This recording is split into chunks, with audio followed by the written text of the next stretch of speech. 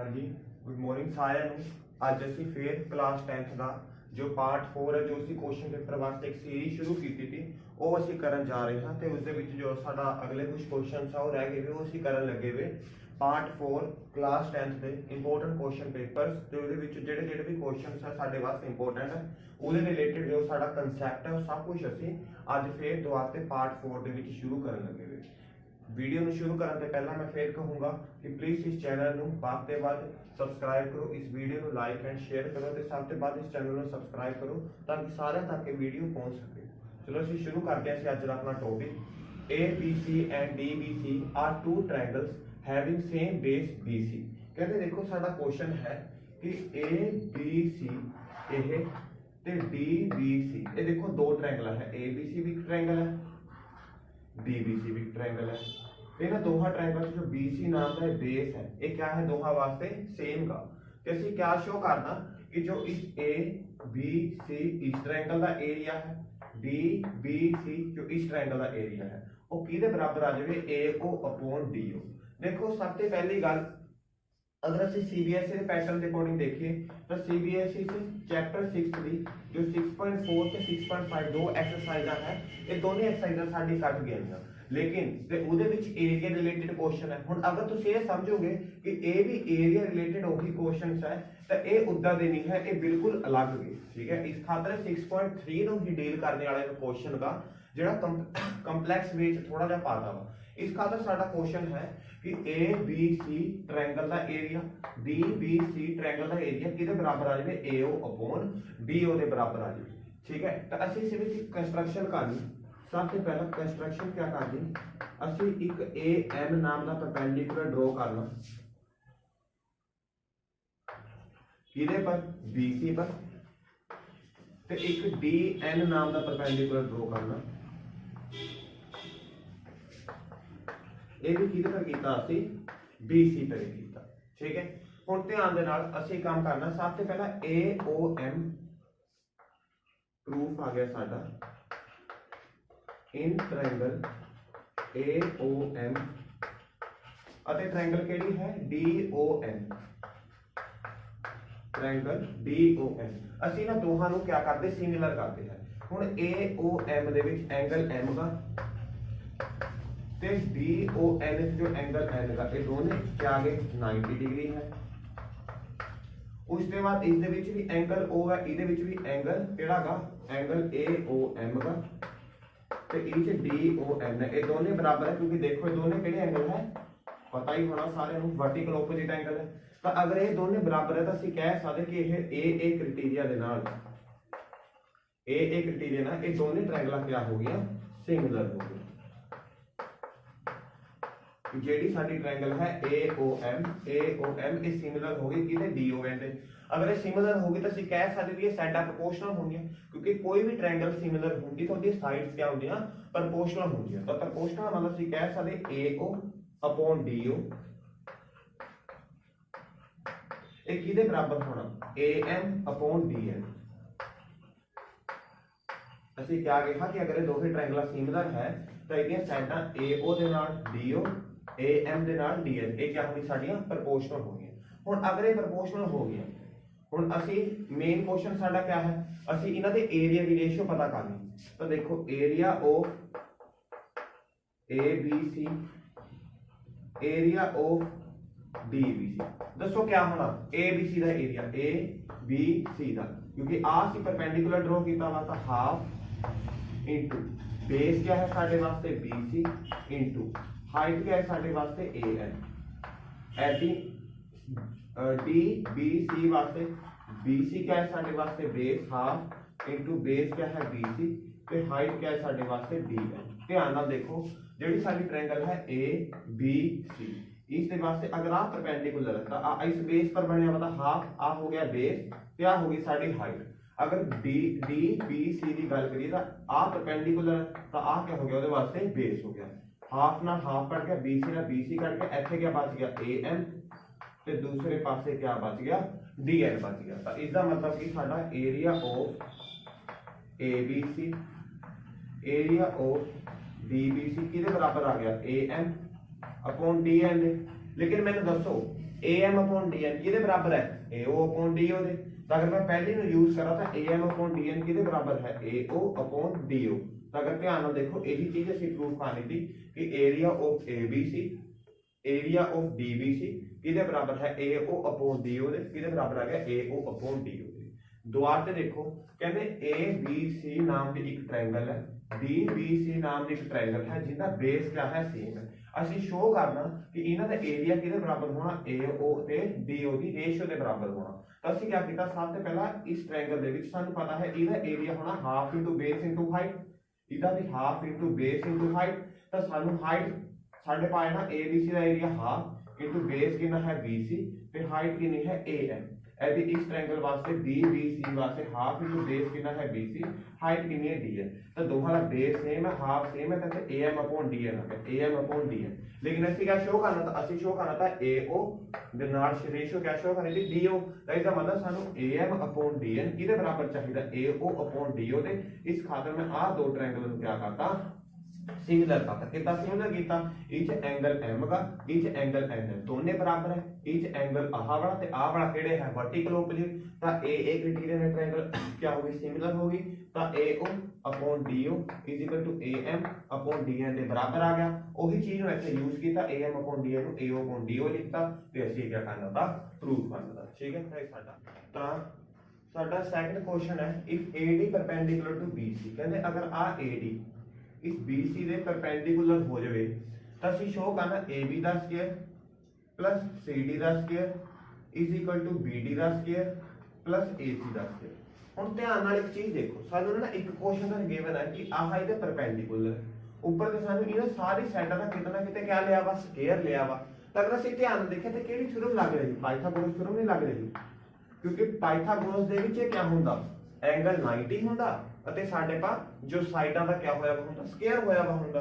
ਤੇ ਸਾਨੂੰ ਜਾ ਕੇ ਜਿਹੜੀ ਸਾਈਡ ਚੱਕੀ ਵੀ AB ਵੀ ਚੱਕੀ ਵੀ ਹੈ CD ਵੀ ਚੱਕੀ ਵੀ ਹੈ AC ਵੀ ਚੱਕੀ ਵੀ ਹੈ ਤੇ AC BD ਵੀ ਚੱਕੀ ਵੀ। ਤਾਂ ਇਹਦਾ ਮਤਲਬ ਕੀ ਕਹਿੰਦੇ ਸੀ AD ਸਾਈਡ ਵੀ ਚੱਕੀ ਵੀ। ਤਾਂ ਇੱਕ ਕੰਮ ਕਰਦੇ ਅਸੀਂ ਦੋਹਾਂ ਤੇ ਪਾਇਥਾਗੋਰਸ ਥਿਊਰਮ ਲਾ ਦਿੰਦੇ। ਅਗਰ ਅਸੀਂ ਦੋਹਾਂ ਤੇ ਪਾਇਥਾਗੋਰਸ ਥਿਊਰਮ ਲਗਾ ਦਈਏ ਸ਼ਾਇਦ ਸਾਡਾ ਕੁਐਸਚਨ ਕਿਸੇ ਨਾ ਕਿਸੇ ਤਰੀਕੇ ਨਾਲ ਹੋ ਸਕਦਾ। ਅਸੀਂ ਦੇਖ ਲੈਂਦੇ ਆ ਕਰਕੇ ਇੱਕ ਵਾਰ ਕਿਹੜੀ ਟ੍ਰਾਇੰਗਲ ਹੋਗੀ ABD। तो अगर इसे पाइथागोरस लाना तो 90 के सामने क्या होता हाइपोटेन्यूज AB का स्क्वायर किदे बराबर आ गया एक परपेंडिकुलर का स्क्वायर ते एक BD बेस का स्क्वायर। तो हुण तुसीं आप देखो सानू ए रिलेशन प्रूव करना इस रिलेशन च AD का किते भी नहीं हैगा तो ਅਸੀਂ AD ਨੂੰ ਖਤਮ ਕਰਨ ਵਾਸਤੇ AD ਇੱਕ ਪਾਸੇ ਕਰ ਲੈਂਦੇ ਹਾਂ ਤੇ ਬਾਕੀ ਦੂਜੇ ਪਾਸੇ ਕਰ ਲੈਂਦੇ ਹਾਂ। ਇਹ ਆ ਗਿਆ AB ਚੋਂ BD ਦਾ ਸਕੁਅਰ ਮਾਈਨਸ ਆ ਗਿਆ ਜੋ AD ਦੇ ਸਕੁਅਰ ਦੇ ਬਰਾबर ਆ ਗਿਆ। ਇਹ ਹੋ ਗਈ ਸਾਡੀ ਪਹਿਲੀ ਇਕੁਏਸ਼ਨ। ਦੂਜੀ ਕੇਸ ਕਿਹੜੀ ਟ੍ਰਾਇੰਗਲ ਚੱਕਣੀ ਆਪ ਦੇਖੋ ਕਿਹੜੀ ਚੱਕਣੀ ਪੈਣੀ ABC। ਤਾਂ ਇਹਦੇ ਵਿੱਚ ਵੀ ਸੀ ਕਿਆ ਕਰ ਸਕਦੇ 90 ਦੇ ਸਾਹਮਣੇ AC ਦਾ ਸਕੁਅਰ AD ਦਾ ਸਕੁਅਰ प्लस CD ਦਾ ਸਕੁਅਰ। ਓਕੇ ਤਾਂ ਫਿਰ ਇਸ ਦੇ ਵਿੱਚ ਸਾਨੂੰ AD ਦੀ ਮੈਂ ਤੁਹਾਨੂੰ ਕਿ ਇੱਕ ਪਾਸੇ ਕੱਢ ਲੂੰ ਤਾਂ AD ਦਾ ਸਕੁਅਰ क्या आ गया AC ਦਾ ਸਕੁਅਰ माइनस CD ਦਾ ਸਕੁਅਰ। ਇਹ ਆ ਗਈ ਦੂਜੀ। ਪਰ ਦੋਹਾਂ ਨੂੰ ਕੰਪੇਅਰ ਕਰਦੇ ਹਾਂ ਕਿਉਂਕਿ ਦੋਹਾਂ ਚ AD ਆ ਗਿਆ। Compare first and second AB square minus BD square AC square minus CD square. ਸਾਨੂੰ ਸਾਰੀ ਇਕੁਏਸ਼ਨ प्लस प्लस ਦਾ ਸਾਈਨ ਹੈ ਤਾਂ ਅਸੀਂ ਮਾਈਨਸ ਖਤਮ ਕਰਨ ਵਾਸਤੇ ਇਹ ਉਧਰ ਲੈ ਜਾਂਦੇ ਆ AB ਸਕੁਅਰ ਇਹ ਮਾਈਨਸ ਆਪਣਾ ਕੀ ਕਾਲਾ ਹੋ ਗਿਆ प्लस ਦਾ AC ਹੈ ਦੀ ਤੇ BD ਮਾਈਨਸ ਉਧਰ ਕੀ ਕਾਲਾ ਹੋ ਗਿਆ प्लस ਦਾ। ਅਗਰ ਧਿਆਨ ਨਾਲ ਦੇਖੋ ਤਾਂ ਇਸ ਨੂੰ ਹੀ ਅਸੀਂ ਕੀ ਕਰਨਾ ਤਾਂ प्रूव करना था। ਅਸੀਂ ਪਹਿਲਾਂ ਆ ਟ੍ਰਾਇੰਗਲ ਚ ਪਾਇਥਾਗੋਰਸ ਲਾ ਕੇ AD ਕੱਢ ਲਿਆ इस ट्रायंगल से पाइथागोरस ला के AD काढ लिया दोहां ਨੂੰ ਕੰਪੇਅਰ ਕੀਤਾ ਤੇ ਰੀਅਰੇਂਜ ਕਰਕੇ ਜੋ ਅਸੀਂ ਪ੍ਰੂਫ ਕਰਨਾ ਤਾਂ ਇਹ ਸਾਡਾ ਪ੍ਰੂਫ ਹੋ ਗਿਆ। ਠੀਕ ਹੈ ਤਾਂ ਇਹ ਸਾਡਾ ਸੈਕੰਡ ਕੁਐਸਚਨ ਸੀਗਾ। तो साडा नेक्स्ट क्वेश्चन है third tan 4 theta plus tan square theta is equal to secant 4 theta minus secant square theta। ਅਸੀਂ ਸ਼ੋ ਕਰਨਾ ਕਿ ਇਹ ਇਹਦੇ ਬਰਾਬਰ ਹੈ। ਅਸੀਂ ਦੇਖੋ ਇਹ ਕੁਐਸਚਨ ਟ੍ਰਿਗਨੋਮੈਟਰੀ ਦੇ ਰਿਲੇਟਡ ਹੈ 8.4 ਐਕਸਰਸਾइज ਦਾ। ਤਾਂ ਅਸੀਂ ਕੰਮ ਕਰਦੇ ਹਾਂ मैं इस क्वेश्चन से लेफ्ट हैंड साइड लिख दिया जो कि आ गई tan 4 theta plus tan square theta. देखो मैंने नहीं पता क्वेश्चन किवें करना लेकिन सानू एक चीज पता है कि ਅਸੀਂ tan ਨੂੰ secant ਚ ਕਨਵਰਟ ਕਰਨਾ ਸਿੱਖਿਆ ਹੋਇਆ ਹੈ। एक फॉर्मूला पढ़िया वा क्या होगा 1 plus tan square theta is equal to secant square theta. ਸਾਨੂੰ ਇੰਨਾ ਤਾਂ ਪਤਾ ਹੈ ਕਿ 1 + tan स्क्वायर थीटा ਕਿਹਦੇ ਬਰਾਬਰ ਹੁੰਦਾ secant स्क्वायर थीटा ਦੇ। ਇਹਨੂੰ ਯੂਜ਼ ਕਰਕੇ ਦੇਖਦੇ ਆ ਸਾਡਾ ਸ਼ਾਇਦ ਆਨਸਰ ਆ ਹੀ ਜਾਵੇ। ਅਸੀਂ ਕੰਮ ਕਰਦੇ ਪਹਿਲਾਂ ਵਿੱਚੋਂ tan स्क्वायर ਕਾਮਨ ਲੈ ਲਓ, तो tan स्क्वायर ਕਾਮਨ ਲੈ ਲਿਆ, ਇੱਥੇ ਕੀ ਬਚ ਗਿਆ tan स्क्वायर थीटा ਤੇ ਇੱਥੇ ਕੀ ਬਚ ਗਿਆ 1। ਅਗਰ ਮੈਂ ਧਿਆਨ ਨਾਲ ਦੇਖਾਂ ਮੈਂ ਤਾਂ ਸਾਰੇ ਨੂੰ secant ਚ ਕਨਵਰਟ ਕਰਨਾ ਚਾਹੁੰਦਾ, tan स्क्वायर ਨੂੰ ਭਾਈ tan स्क्वायर ਹੀ ਰਹਿਣ। तो tan स्क्वायर + 1 ਕਿਹਦੇ ਬਰਾਬਰ ਹੈ secant स्क्वायर ਦੇ। ਇਹਦੇ ਬਰਾਬਰ ਆ ਗਿਆ secant स्क्वायर ਦੇ। ਹੁਣ ਮੈਂ ਕੀ ਕਰ ਸਕਦਾ, ਹੁਣ ਇੱਕ ਕੰਮ ਹੋਰ ਕਰ ਸਕਦਾ, ਮੈਂ ਤਾਂ ਸਾਰੇ ਨੂੰ secant ਚ ਕਨਵਰਟ ਕਰਨਾ ਤਾਂ ਇੱਥੋਂ secant ਦਾ ਇੱਕ ਹੋਰ ਫਾਰਮੂਲਾ ਨਿਕਲ ਸਕਦਾ। ਕੀ ਨਿਕਲ ਸਕਦਾ, ਉਹ ਨਿਕਲ ਸਕਦਾ ਸੌਰੀ tan ਦਾ ਇੱਥੋਂ ਫਾਰਮੂਲਾ ਨਿਕਲ ਸਕਦਾ, tan ਦਾ ਫਾਰਮੂਲਾ ਨਿਕਲ ਸਕਦਾ secant स्क्वायर थीटा -1।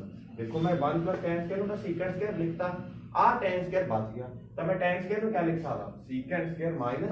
ਮੈਂ ਤਾਂ ਇਹੀ ਤਰੀਕਾ ਸਿੱਖਿਆ ਵਾ ਕਿ ਜੋ ਵੀ ਸਾਨੂੰ ਦਿੱਤਾ ਵਾ ਉਹਨੂੰ ਦੇਖੋ ਤਾਂ ਪ੍ਰੂਫ ਕਰਨਾ। ਇਹ ਸਾਰੀ ਮੈਂ secant ਚ ਲੈ ਕੇ ਜਾਣੀ, ਇਹਨੂੰ ਵੀ secant ਚ ਕਰਤਾ, ਇਹਨੂੰ ਕਾਹਤੇ ਛੱਡਦਾ ਮੈਂ ਤਾਂ ਇਹਨੂੰ ਵੀ secant ਚ ਕਰ ਦਿੰਦਾ ਤਾਂ tan स्क्वायर ਨੂੰ ਕੀ ਲਿਖ ਸਕਦਾ secant स्क्वायर थीटा -1। ਹੁਣ ਕੀ ਕਰਦੇ secant ਨੂੰ secant स्क्वायर ਨਾਲ ਕੀਤਾ ਤਾਂ secant 4 थीटा माइनस secant ਨੂੰ स्क्वायर ਨੂੰ 1 ਨਾਲ ਕੀਤਾ ਤਾਂ secant स्क्वायर थीटा। देखिए यही मेरी क्या थी राइट हैंड साइड का। कुछ नहीं किया मैंने क्वेश्चन पता था, मैं क्या किया मैंने फॉर्मूला एक मालूम सीगा तो मैं सब से पहला कॉमन ले सकता सीगा, उसके बाद इन्हें secant स्क्वायर लिख सकता सीगा। देखिए आ तो secant स्क्वायर च बन गया लेकिन ये secant स्क्वायर च कितना बनावा तो मैं ਇਹਦਾ भी फॉर्मूला कैलकुलेट किया, ਉਹਦੀ वैल्यू पुट की secant स्क्वायर -1 secant स्क्वायर ਨੂੰ secant स्क्वायर ਨਾਲ ਕੀਤਾ secant 4 थीटा ਤੇ 1 ਨੂੰ secant स्क्वायर ਨਾਲ ਕੀਤਾ secant स्क्वायर थीटा ਤੇ ਇਹੀ क्या थी ਸਾਡੀ राइट हैंड साइड ਤੇ देखिया बिल्कुल ਸਾਨੂੰ जो चीज चाहिए थी वही प्रूफ हो।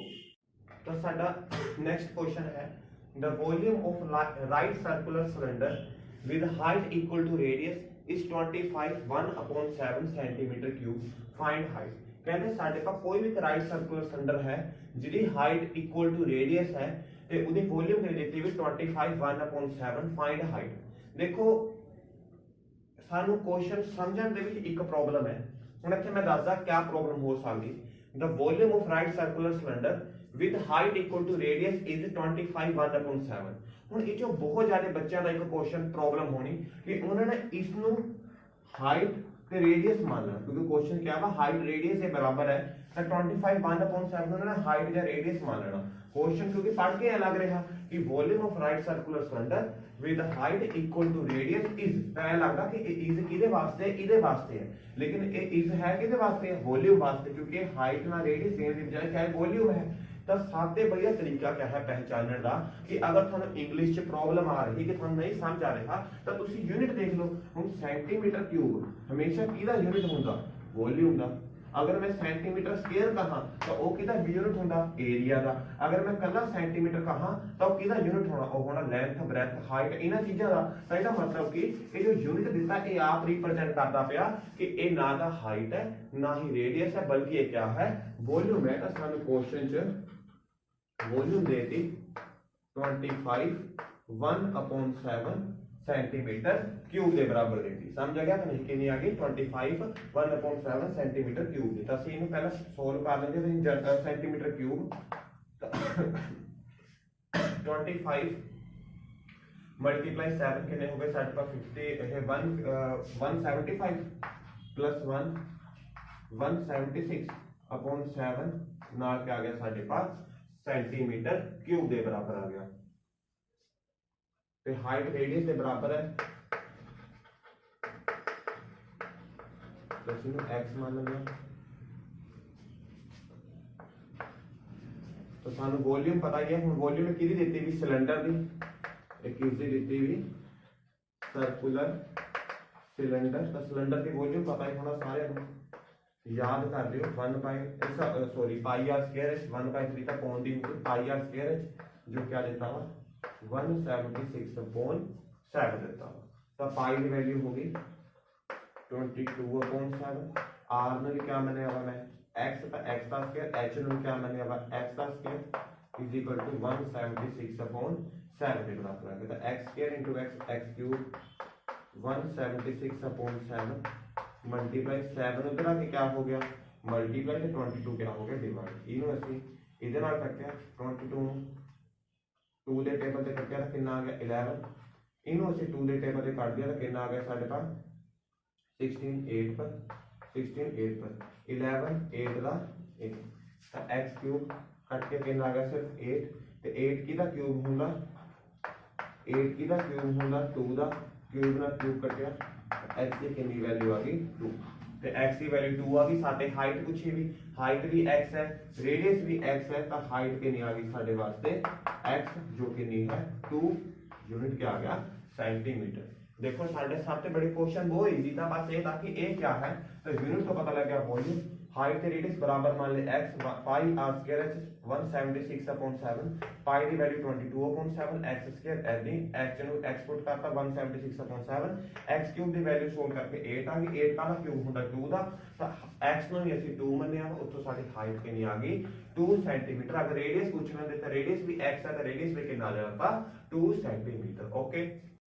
तो साडा नेक्स्ट क्वेश्चन है एक चाइल्ड का एक डाई है डाइस का मतलब जो डाइस होंगे सानू पता उस पर ए रिप्रेजेंटेशन लिखी हुई ए एक फेस पर बी एक पर सी एक फेस पर डी एक पर ई तो फिर एक फेस पर ए लिखा हुआ तो मतलब ए उस फेस डाइस पर 2 बार लिखा हुआ बाकी बी सी डी ई एक बार लिखा हुआ तो साथ ए की प्रोबेबिलिटी पूछी हुई तो डी की बहुत ही ज्यादा सिंपल क्वेश्चन है।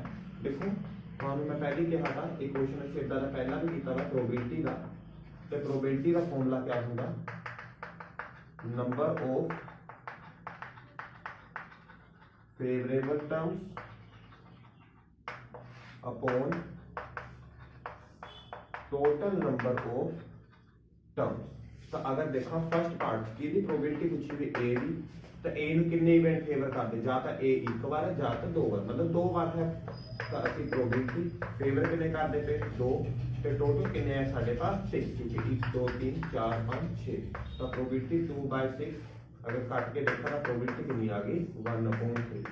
ऐसे ही अगर मैं कहा डी नूं कितने इवेंट है डी कितनी बार आ रहे हैं मतलब डी आ रहे हैं 2 बार एक बार सॉरी डी कितनी बार आ रहा है 1 बार तो प्रोबेबिलिटी डी कितनी बार आ रहा है 1 बार टोटल कितनी बार आ रहा है मतलब टोटल टर्म्स कितनी है 6 तो असं फॉर्मूला लाया नंबर ऑफ फेवरेबल ए वास्ते कितने है 2 तो टोटल कितने है 6 तो 2 6 तक कट गया 1/3 ने ऐसे डी वास्ते कितने फेवरेबल इवेंट है 1 तो टोटल कितने इवेंट है 6 2.5 से भी इसका प्रोबेबिलिटी कितनी होगी साडी 1/6 होगी ओके।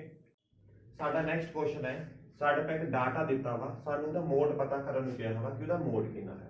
देखो मोड का मतलब क्या होता है सबसे पहले मोड मालूम होना चाहिए मोड का मतलब होंदा कि जेडी टर्म सब ते वध बार रिपीट हो रही मतलब वो केड़ी टर्म है जेडी सब अगर मैं कहां मैं तुहानू एक डाटा देंदा कि किसी क्लास का टेस्ट होया ते 5 नंबर का टेस्ट होया है 5 नंबर का टेस्ट होया ते साडे पास 15 बच्चे थे या मान लो 10 बच्चे थे ते 5 नंबर का टीचर ने टेस्ट लिया तो जो पहला बच्चा था उहदे मान लो 5 दे विचों 5 मार्क्स थे अगले बच्चे ने 5 से लेट करो 4 मार्क्स है अगले बच्चे ने 5 जो 3 नंबर है ऐसे चौथे दे भी 3 है अगले दे 2 है अगले दे 1 है अगले दे 0 फिर 1 आए 3 आए तो 1 2 3 4 5 6 7 8 9 10 ठीक है तो 10 बच्चों का मैं रिजल्ट देखा तो उन्हें 5 चो किन्ने किन्ने नंबर है कल्ले कल्ले बच्चे दे वो देखे तो तुसी आप देखो अगर मैं देखा था 3 मार्क्स ऐसे है एक बच्चे दे भी 3 है एक होर दे 3 है एक होर बच्चे दे 3 है एक होर दे 3 है 5 मार्क्स सिर्फ एक बच्चे दे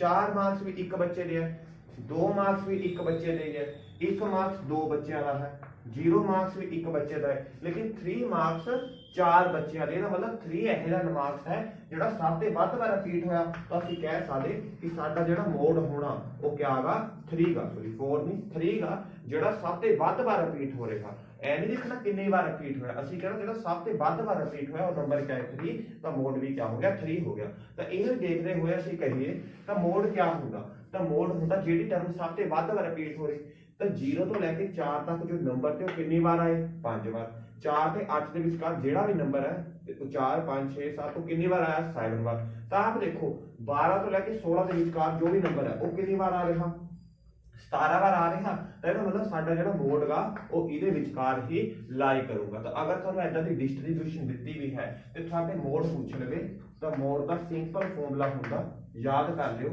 L plus F1 minus F0 upon 2 F1 minus F0 minus F2 multiply by H क्या होता L plus bracket f1 minus f naught upon 2 f1 minus f note minus f2 bracket close multiply h। बहुत easy question है। सब तो पहला साडा question है f1 determine. तो जो सब तो बड़ी फ्रीक्वेंसी हुंदी ਉਹਨੂੰ ਅਸੀਂ मॉडल क्लास कहते। ਕਿਹੜੀ क्लास कहते? Model class. ਤੇ ਉਹਦੀ ਜੋ फ्रीक्वेंसी हुंदी ਇਹਨੂੰ ਅਸੀਂ f1 कहते। इस फ्रीक्वेंसी ਨੂੰ क्या कहते? f1। इस तो ऊपर वाली फ्रीक्वेंसी ਨੂੰ कहते f2। ਇਹ ਤੋਂ नीचे वाली फ्रीक्वेंसी ਨੂੰ क्या कहते? f2। मॉडल क्लास की फ्रीक्वेंसी f1, उस तो ऊपर वाली f0, उस तो नीचे वाली f2। तो आप देखा मैं f1 कितना आ गया मेरे वास्ते 17, f0 कितना आ गया मेरे वास्ते 9, f2 कितना आ गया मेरे वास्ते 12। h हुंदा गैप कितना है पहली कली टर्म तो किन्ने किन्ने दा गैप है 4 का। ते l क्या होगा लोअर लिमिट। किहदी लोअर लिमिट? मॉडल क्लास की। तो मॉडल क्लास की लोअर लिमिट है वो कितनी है 12। तो सिंपल ਅਸੀਂ पता करते मोड 12 प्लस f1 कितना है 17 माइनस f0 कितना है 9 अपॉन 2 f1 f1 2 ना मल्टीप्लाई किया 17 मल्टीप्लाई 2 34 माइनस f0 कितना है 9 माइनस f2 कितना है 12 ब्रैकेट क्लोज इनटू गैप कितने का है 4 का। तो ਅਸੀਂ मोड देख रहे हैं 12 प्लस इन्हें सोल्व करो 17 चो 9 गए कितने आ गए साढ़े पास 8 34 चो सबसे पहला 9 माइनस करो तो कितना आ गया साढ़े पास 25 25 चो फिर 12 माइनस करो तो कितने आ गए साढ़े पास 13 ते मल्टीप्लाई साडा गैप कितना था 4 का। तो ये आ गया साडे वास्ते 12 प्लस ये तो साडा रफ था 12 प्लस 8 मल्टीप्लाई 4 32 डिवाइड बाय 13। तो 12 प्लस जब ਅਸੀਂ 32 ਨੂੰ 30 ਨਾਲ ਡਿਵਾਈਡ ਕਰੀਏ ਅਸੀਂ ਦੇਖ ਲਵਾਂਗੇ ਸੈਟ ਤੇ ਕਰ ਸਕਦਾ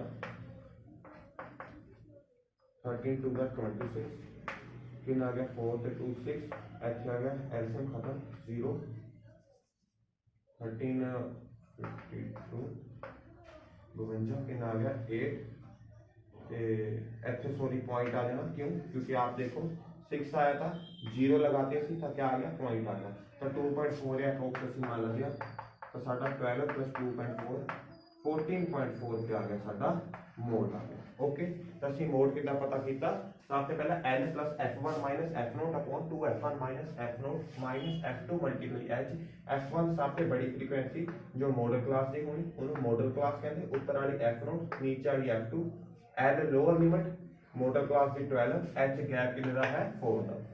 ਅਸੀਂ ਸਾਰੀਆਂ ਵੈਲਿਊ ਪੁੱਟ ਕੀਤੀਆਂ ਤੇ ਸੋਲਵ ਕਰਕੇ ਜੋ ਸਾਡਾ ਮੋਡ ਹੈ ਉਹ ਕਿੰਨਾ ਆ ਗਿਆ 14.4। ਓਕੇ तो साडा नेक्स्ट क्वेश्चन है if 2x plus y is equal to 23 2x plus y is equal to 23 and 4x minus y is equal to 19। साडा क्वेश्चन है कि सानू आ वैल्यू पता करो 5y minus 2x या y upon x minus 2। देखो question बहुत इजी है देखने को कंपलेक्स लग रहा है साथे 5y minus 2x पूछा वा ਅਸੀਂ काम करते हैं पहले दो इक्वेशन देते हैं इन्हां ਨੂੰ सोल्व कर ਦਿੰਦੇ ਆ सोल्व करके साढ़े पास एक x की वैल्यू आ जानी एक y की ਉਹ x ਤੇ y ਦੀ ਵੈਲਿਊ ਅਗਰ ਅਸੀਂ ਇੱਥੇ ਪੁੱਟ ਕਰ ਦਈਏ ਤਾਂ ਸਾਡੇ ਪਾਸ ਜੋ ਸਾਨੂੰ ਚਾਹੀਦਾ ਉਹ ਆਨਸਰ ਆ ਜਾਣਾ। ਠੀਕ ਹੈ ਤਾਂ ਸਾਨੂੰ ਮਾਲੂਮ ਹੈ ਅਲੱਗ-ਅਲੱਗ ਮੈਥਡ ਹੈ ਕੁਐਸਚਨ ਨੂੰ ਸੋਲਵ ਕਰਨ ਦੇ ਐਲੀਮੀਨੇਸ਼ਨ ਲਗਾ ਸਕਦੇ ਸਬਸਟੀਟਿਊਸ਼ਨ ਲਗਾ ਸਕਦੇ ਜਾਂ ਕ੍ਰੋਸ ਮਲਟੀਪਲੀਕੇਸ਼ਨ ਲਗਾ ਸਕਦੇ ਹੋਰ ਬਹੁਤ ਮੈਥਡ ਹੈ।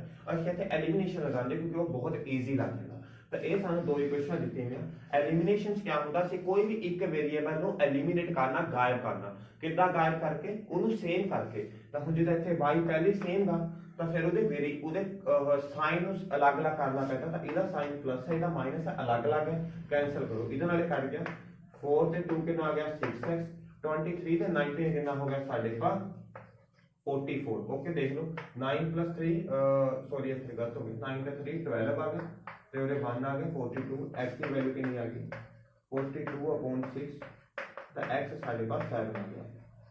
ਹੁਣ ਇਹ x ਦੀ ਵੈਲਿਊ ਕਿਸੇ ਵੀ ਇਕੁਏਸ਼ਨ 'ਚ ਪੁੱਟ ਕਰ ਦੋ ਫਸਟ 'ਚ ਪੁੱਟ ਕਰ ਦਿੰਦਾ 2x y ਕਿਹਦੇ ਬਰਾਬਰ ਹੈ 23 ਦੇ 2 * 7 + y = 23 ਤਾਂ y ਦੀ ਕਿੰਨੀ ਵੈਲਿਊ ਆ ਗਈ 7 × 2 14 14 उधर आके क्या हो गया माइनस हो गया तो अगर मैं 23 चो 14 माइनस कर दवा ताकि ना आना साढ़े पास 9। ठीक है आके ना आगे 14 आ गया ना 7 × 2 14 14 उधर आके माइनस कर दो अगर मैं 14 माइनस कर दवा तो कितना आना साढ़े पास 9 है तो y की वैल्यू 9 आ गई। हुण साडा क्वेश्चन क्या है फर्स्ट 5y - 2x ਤਾਂ 5 into y 9 minus 2 x कितना है 7 9 5 का 45 minus 7 into 2 कितना आ गया 14 तो 45 to 14 के कितने आ गए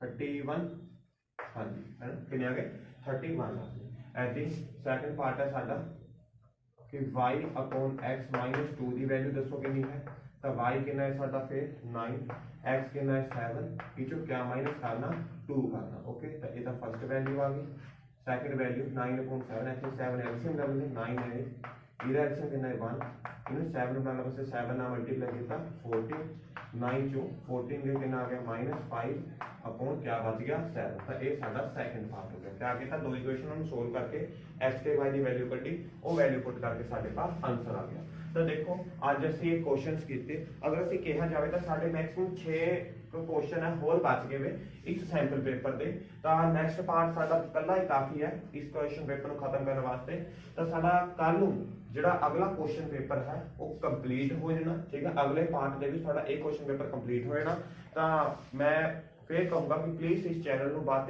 शेयर सबसक्राइब लाइक इस वीडियो को लाइक शेयर सबसक्राइब सब कुछ करो ताकि बात बच्चों तक पहुँच सके और जिन्ना तुसी इस चैनल को सबसक्राइब करोगे उन्ने ही मैं वधिया तो वधिया होर वधिया क्वेश्चंस लेके आने की कोशिश करूंगा मैं तुहानू जिद्दां वादा किया था कि थोड़ा जिहड़ा आ क्वेश्चन पेपर एक बेसिक लैवल का है अगला क्वेश्चन पेपर थोड़ा स्टैंडर्ड लैवल का होगा उस दे विच मतलब स्टैंडर्ड के बेसिस से कितने क्वेश्चन आ सकते हैं जो साडे CBSE पंजाब बोर्ड सारे बोर्ड्स वास्ते बहुत ही ज़्यादा इंपोर्टेंट है इस खातर इन्हूं ध्यान दे नाल देखो ठीक है कि नहीं तो प्लीज मैनू भी बात प्रमोट करो मतलब ये है कि मेरी चैनल इस वीडियो में साथ लाइक शेयर एंड सब्सक्राइब करो थैंक यू।